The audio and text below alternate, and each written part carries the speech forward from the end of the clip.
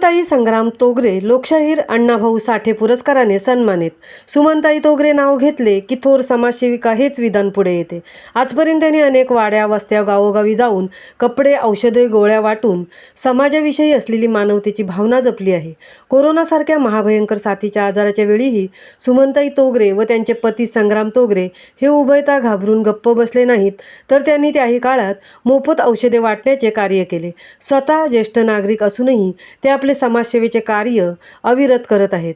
गोरगरिबांच्या मदतीस धावून जाणारे, निस्वार्थपणे समाजकार्यात झोकून देणारे, त्यांच्या या कार्याची दखल घेऊन अनेक संस्था प्रतिष्ठान यांनी त्यांना सन्मानित केले आहे।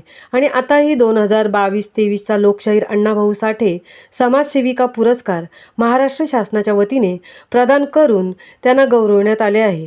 त्यांच्या खांद्याला खांदा लावून त्यांच्यासोबत कार्य करणारे त्यांचे पती समाजसेवक संग्राम तोगरे यांचेही सर्वत्र अभिनंदन व कौतुक होत आहे।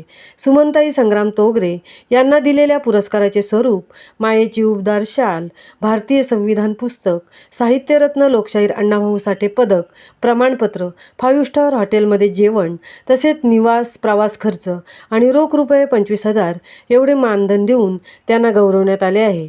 महामुंबईसह तृप्ती भोईर, उरण।